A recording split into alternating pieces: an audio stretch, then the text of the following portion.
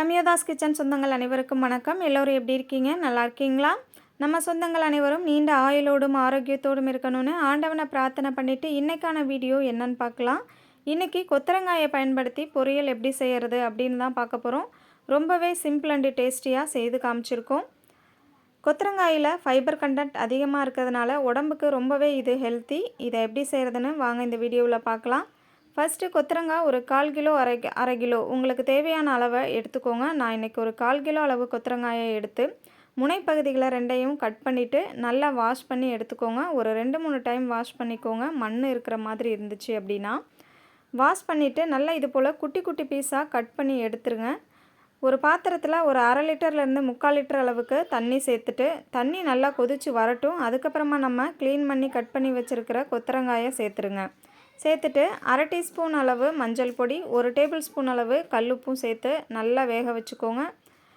கொத்தரங்காய் நல்லா வெந்துருச்சு அப்படின்னா நல்லா அடியில் தங்கிரும். அப்போ நமக்கு வெந்துருச்சுன்னு அர்த்தம். அதை நம்ம வடிகட்டி வேறொரு பிளேட்டுக்கு மாற்றி எடுத்து வச்சுக்கலாம். இப்போ அதுக்கு ஒரு தாளிதம் கொடுக்கலாம். ஒரு கடாய் எடுத்துக்கோங்க. அதில் 3லேருந்து 4 டேபிள் ஸ்பூனு நல்லெண்ணெய் சேர்த்துக்கோங்க. எண்ணெய் நல்லா சூடானதுக்கப்புறமா 1/2 டீஸ்பூன் அளவு கடுகு உளுந்தும் சேர்த்து பொரிய விட்டுட்டு 2 பச்சை மிளகாயை நல்லா குட்டி குட்டியாக கட் பண்ணிவிட்டு சேர்த்து நல்லா வதக்கிக்கோங்க. கூடவே 2 மீடியம் சைஸ் பெரிய வெங்காயத்தையும் நல்லா சின்ன சின்ன பீஸாக கட் பண்ணிவிட்டு சேர்த்துக்கோங்க. நம்ம ஆல்ரெடி கொத்தவரங்காய்க்கு உப்பு சேர்த்து வேக வச்சுட்டோம். இப்போது வெங்காயத்துக்கு தகுந்தது போல் உப்பு சேர்த்துக்கலாம். நான் ஒரு 1/4 டீஸ்பூன் அளவுக்கு மட்டும் உப்பு சேர்த்துருக்கேன். சேர்த்து வெங்காயம் நல்லா வதங்கி வர சமயத்தில் ஒரே ஒரு கொத்து போல் கருவேப்பிலை இலைகளையும் சேர்த்து நல்லா இதை கலந்துக்கோங்க. சேர்த்துட்டு நான் ஒரு மூடி அளவு தேங்காய் எடுத்திருக்கேன். துருவின தேங்காய் சின்ன மூடியாக தான் எடுத்திருக்கேன். எடுத்து நல்லா துருவினதை நம்ம இந்த ஆயில்லையே ஃப்ரை பண்ணி எடுத்துக்கலாம். ஏன்னா நம்ம மதியம் குட்டீஸ்க்கு சைடிஷாக கொடுக்கும்போது கெட்டு போக வாய்ப்பு இருக்குது. அதனால் தேங்காவை கொஞ்சம் நல்லா ஆயில்லையே ஃப்ரை பண்ணிக்கோங்க.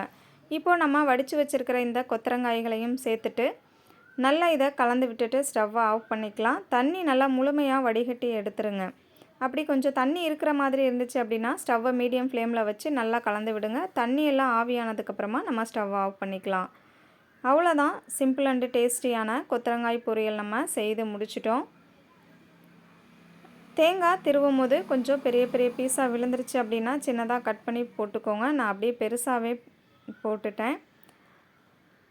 பாருங்கள், உதிரி உதிரியாக எவ்வளோ சூப்பராக நிறம்லாம் மாறாமல் எவ்வளோ சூப்பராக வந்திருக்குன்னு. சிம்பிளாக செய்துட்டோம். நீங்களும் இந்த மெத்தடில் ஒரு முறை உங்கள் வீட்டில் ட்ரை பண்ணி பாருங்கள். உங்களுக்குமே ரொம்ப பிடிக்கும். உங்கள் குட்டீஸுமே விரும்பி சாப்பிடுவாங்க.